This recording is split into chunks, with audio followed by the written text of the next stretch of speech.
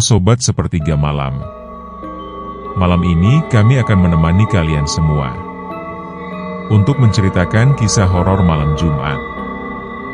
Selamat menikmati. Sebelumnya terima kasih.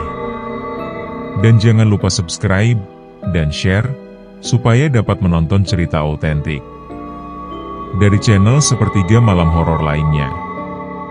Oh iya, kalau ada dari kalian yang mau memberikan cerita, pengalaman kisah nyata kepada kami, silahkan kirim ke email di sepertiga.malam8888@gmail.com. Salam dunia dalam gelap. Inilah kisahnya. Jejak hitam mantan pengikut sekte di Jakarta. Bayang-bayang masa lalu. Jakarta baru saja diguyur hujan. Genangan air bercampur lumpur menutupi trotoar, mencerminkan kelap-kelip lampu kota yang suram. Di antara keramaian yang tak benar-benar peduli, seorang pria berjaket lusuh berdiri mematung di halte kosong kawasan Matraman. Wajahnya tirus, mata cekung, dan tatapan kosong. Namanya Ardi. Usianya tak lebih dari 30, tapi garis hidup di wajahnya menunjukkan beban jauh lebih tua. Sudah hampir 2 tahun ia menghilang dari radar, berpindah-pindah kontrakan, kadang tidur di musola kecil atau di bawah jembatan. Bukan karena dia gelandangan, tapi karena dia buronan diam-diam, bukan oleh hukum negara, melainkan oleh organisasi yang dulu ia sebut keluarga rohani. Itu adalah sekte. Bukan sembarang kelompok sesat. Ini adalah organisasi spiritual bawah tanah yang merajalela diam-diam di Jakarta. Mereka menjanjikan pencerahan, pembebasan dari dosa, dan untuk yang ikut ritual penuh kekuasaan batin. Ardi dulunya aktif, bahkan termasuk tangan kanan salah satu guru besar mereka. Ia tahu semua simbol, semua mantra, semua nama yang tak boleh disebut. Namun ia keluar. Ia mengkhianati mereka, dan itu adalah dosa terbesar yang tak bisa ditebus. Pikirannya tersentak oleh bunyi ponsel. Layar menyala dengan nomor tak dikenal. Kami tahu kau masih di kota ini, Ardi. Kau pikir bisa kabur selama-lamanya? Tangannya gemetar. Suara dari dalam kepalanya mulai berbisik. Suara yang sudah 2 tahun dia pendam. Mereka masih mengawasimu. Jangan percaya siapapun. Bahkan bayanganmu sendiri. Ia buru-buru menonaktifkan ponsel dan memasukkan ke saku jaket. Kepalanya menoleh kiri kanan. Tidak ada siapa-siapa. Tapi dia tahu, mata-mata sekte itu tidak terlihat seperti orang aneh. Mereka seperti warga biasa, pengemudi ojol, ibu rumah tangga, atau penjual asongan. Ardi berbalik, berjalan cepat menyusuri gang belakang. Tempatnya tinggal hanya sebuah kamar kos di lantai 2 yang pintunya tak bisa dikunci dari luar. Ia membuka pintu, masuk, lalu segera mengganjalnya dengan meja kecil. Ia menyalakan lampu. Remang. Seperti biasa, saklarnya bermasalah. Di dinding kamar tergantung satu-satunya benda yang ia bawa dari masa lalunya. Potongan kecil cermin bulat, retak di bagian tengah. Ia menatap bayangannya, dan mendapati seseorang berdiri di belakangnya. Ardi berbalik cepat. Kosong. Tak ada siapa-siapa. Keringat dingin menetes di pelipis. Ia mundur pelan, lalu duduk di lantai sambil menutup wajah. Tangannya gemetar, pikirannya kacau. Aku sudah keluar, kenapa mereka masih mengejarku? Bisiknya sendiri. Dari balik ventilasi, suara sayup terdengar. Karena kamu tahu terlalu banyak. Mata yang mengintai di tempat terang. Pagi datang tanpa permisi. Cahaya matahari masuk dari sela jendela reot kosan Ardi, menyingkap malam yang penuh kegelisahan. Tapi baginya, pagi bukan pertanda damai, melainkan waktu paling berbahaya. Karena pada siang harilah para pengikut sekte itu menyamar paling baik, menjadi manusia biasa. Ardi tahu betul. Dulu dia juga begitu. Dia menatap cermin retak di dinding.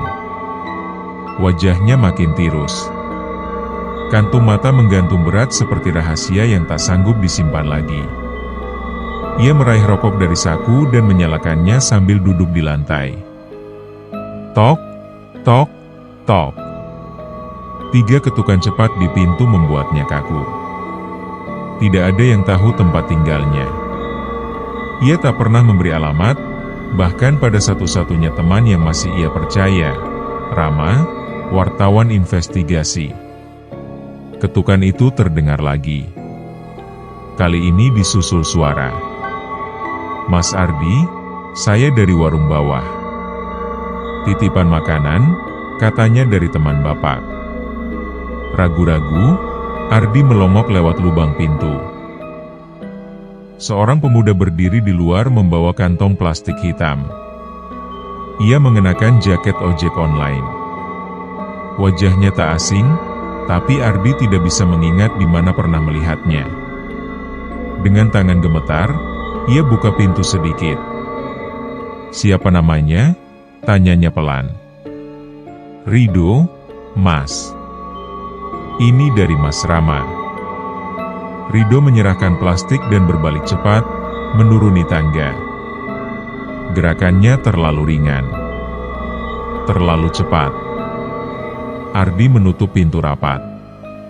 Di dalam plastik ada 2 bungkus nasi padang dan 1 map lusuh berisi foto-foto lama. Saat dibuka, tubuh Ardi langsung kaku. Foto-foto itu bukan sembarang gambar. Ia melihat wajahnya sendiri, berdiri dalam lingkaran ritual. Di sekelilingnya ada lilin, sesajen, dan tubuh telanjang yang pingsan di lantai, korban yang dulu mereka bersihkan. Ada foto sosok berjubah merah, wajahnya disamarkan kabut. Tapi Ardi mengenalnya. Pemimpin sekte. Ada 1 foto terakhir. Sebuah simbol aneh digoreskan dengan darah di tembok. Itu simbol larangan. Menandakan tempat yang sudah dikunci secara batin. Dan simbol itu kini muncul di dinding kamar Ardi. Ardi mundur. Napasnya memburu. Simbol itu tak ada tadi malam. Tapi kini tergambar jelas. Masih segar. Masih basah. Seperti baru saja digoreskan. Lalu ia sadar. Seseorang masuk kamarnya saat ia tidur. Seseorang yang masih jadi bagian dari mereka. Tiba-tiba ponselnya berbunyi. Nomor tak dikenal. Ia tak ingin angkat, tapi suara ringtone lama sekte itu, lagu nyanyian iblis yang hanya diputar saat pertemuan besar, membuat bulu kuduknya berdiri. Dengan tangan bergetar, ia angkat. Halo, Ardi? Suara berat di seberang terdengar pelan tapi menusuk. Kami sudah menunggumu kembali. Tidak ada yang keluar dari keluarga kami, tanpa membayar harga. Klik. Sambungan mati. Tapi bukan itu yang membuat Ardi takut.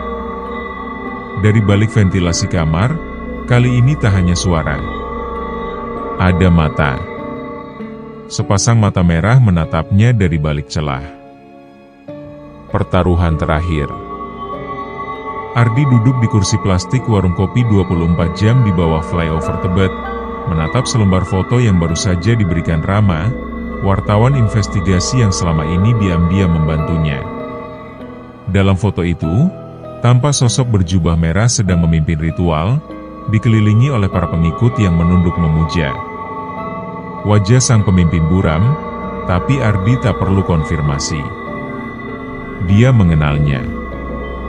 Pemimpin besar sekte itu. Foto ini diambil minggu lalu, bisik Rama sambil menyuap nasi. Tempatnya masih aktif.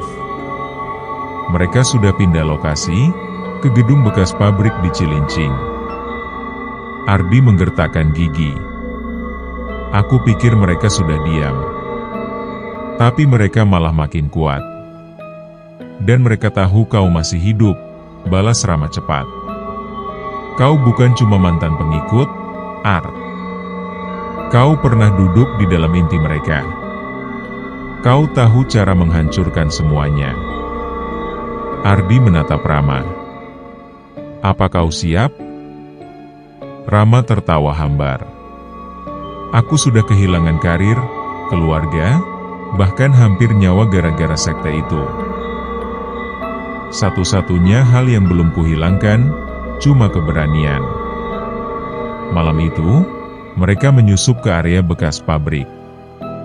Bangunan tua itu tak terlihat mencurigakan dari luar, tapi Ardi bisa merasakan atmosfer yang sama seperti dulu. Dingin, padat, seperti udara ditahan oleh sesuatu yang tidak kasat mata. Mereka masuk dari sisi samping, menembus pintu logam yang setengah terbuka. Langkah mereka pelan, menyusuri lorong gelap dengan senter kecil.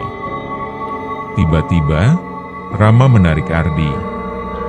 Lihat, bisiknya sambil menunjuk ke depan. Di ruang tengah, puluhan orang duduk bersila, mengelilingi pemimpin berjubah merah. Di tengah lingkaran, ada anak kecil yang tertidur atau tak sadarkan diri. Mulutnya dibungkam kain putih. Ardi langsung tahu, ritual tumbal. Gila, bisik Rama. Ini harus kita rekam. Ardi menarik napas dalam. Tangannya gemetar tapi ia tahu, ini saatnya. Mereka mulai merekam dengan kamera kecil tersembunyi. Beberapa menit berjalan lancar, hingga ceraak. Senter Rama terjatuh, memantul di lantai logam. Semua kepala menoleh. Mata pemimpin sekte langsung mengarah ke tempat mereka bersembunyi. Tangkap mereka, teriaknya lantang. Kekacauan meledak. Pengikut sekte berhamburan, mengejar mereka. Ardi dan Rama lari menembus lorong sempit, melewati tangga besi yang nyaris roboh. Dari belakang, suara langkah kaki dan teriakan mengerikan mendekat. Mereka berhasil mencapai atap, tapi dikepung. Tak ada jalan keluar, kata salah satu pengikut sambil membawa pisau ritual. Ardi menatap Rama. Lompat ke gedung sebelah. Sekarang. Gila lo? Lompat atau kita mati di sini. Tanpa menunggu, Ardi melompat ke bangunan sebelah yang lebih rendah. Tubuhnya menghantam atap seng, berguling keras, tapi ia bangkit. Rama menyusul, nyaris terpeleset tapi berhasil. Mereka kabur dalam kegelapan, napas tersengal, tubuh berdarah. Tapi mereka selamat, dan membawa bukti yang bisa menghancurkan sekte itu. 2 hari kemudian, video ritual itu tersebar ke media sosial melalui akun anonim. Masyarakat gempar. Polisi membentuk satuan khusus. Sekte itu dikabarkan bubar, tapi pemimpinnya hilang. Namun bagi Ardi, ini belum selesai. Karena malam itu, setelah ia menutup pintu kos dan mencoba tidur, ia mendengar suara di balik cermin retaknya. Kami tidak bisa dihancurkan, Ardi. Kami hanya bersembunyi. Ritual terakhir di ruang terlarang. Kisah dari Jejak Hitam Mantan Pengikut Sekte di Jakarta. Langit malam tampak lengang, tapi bukan damai yang turun bersama angin, melainkan rasa was-was yang menyesakkan dada. Ardi duduk di tepi ranjang, tangan gemetar menggenggam simbol perak kecil, peninggalan terakhir dari masa lalunya sebagai pengikut sekte. Sebuah liontin berbentuk mata tertutup, konon melambangkan keheningan roh yang dipenjara. Rama sudah tertidur di kursi, bekas luka sobek di bahunya dibalut seadanya. Mereka lolos dari penyergapan 2 malam lalu, tapi Ardi tahu, itu bukan kemenangan. Video ritual yang mereka sebar memang membuat heboh publik, tapi tidak menyentuh inti sekte. Yang mereka lawan bukan cuma organisasi. Mereka melawan iman yang disesatkan dan dikunci dengan darah. Dan sekarang, pemimpinnya menghilang. Atau lebih tepatnya, menunggu. Tengah malam, Ardi terbangun dengan tubuh basah oleh keringat. Lampu kamar berkedip aneh. Di cermin yang tergantung di dinding, ada bayangan seseorang berdiri membelakanginya. Ia menoleh cepat. Tak ada siapa-siapa. Tapi di kaca, bayangan itu masih ada. Kau sudah membuka pintunya lagi, Ardi. Kau tahu kau tak bisa lari dari kami. Ardi tersentak mundur. Liontin di tangannya terasa panas. Cermin itu retak perlahan, membentuk pola seperti simbol pemanggilan. Ardi mengerti satu hal. Ritual terakhir belum selesai. Dan jika ia tak menutupnya, sekte itu akan bangkit dalam bentuk yang jauh lebih kelam. Esok harinya, Ardi dan Rama kembali ke bangunan tua yang dulu menjadi pusat ritual. Polisi sudah mengosongkannya, tapi mereka tak menyentuh ruang bawah tanah, karena tak tahu itu ada. Hanya Ardi yang tahu pintu rahasianya, tersembunyi di balik rak kayu lapuk. Ini gila, bisik Rama saat mereka membuka jalan ke bawah. Kita harusnya pergi, bukan balik ke neraka. Ardi menatapnya sebentar. Kalau kita lari, mereka akan tumbuh lagi. Kita harus kunci ini, selamanya. Tangga menuju bawah tanah sempit dan gelap. Aroma busuk bercampur jamur dan kemenyan basi langsung menyesakan. Dindingnya dipenuhi coretan mantra kuno. Mereka turun puluhan anak tangga hingga tiba di ruang batu bundar, tempat di mana dulu Ardi ditahbiskan. Dan di sana, ia sudah menunggu. Sang pemimpin. Tubuhnya lebih kurus, kulitnya pucat seperti mayat. Tapi sorot matanya, tak berubah. Akhirnya kau datang, gumamnya. Kau membawa darah pengkhianat. Itu cukup untuk menyelesaikan ritual. Ardi menarik napas. Lalu mengeluarkan liontin, memegangnya erat. Tidak. Aku datang untuk memutus semuanya. Ia melempar liontin itu ke tengah lingkaran, bersamaan dengan mantra pemutus yang dulu hanya diketahui oleh anggota inti. Darahku jadi batas. Jiwaku jadi pengunci. Heninglah, wahai kegelapan. Tanah berguncang. Lilin-lilin padam sendiri. Dinding mengeluarkan darah dari sela retakan. Sang pemimpin menjerit, tubuhnya perlahan tertarik ke lantai batu seperti ada kekuatan lain yang menyeretnya. Ardi. Ini bukan akhir. Kau akan jadi kami. Ardi menatapnya tenang. Lebih baik aku mati, daripada jadi alatmu lagi. Dengan sisa tenaga, Ardi membanting tubuhnya ke tengah lingkaran, menyatu dengan liontin, dan seluruh simbol runtuh.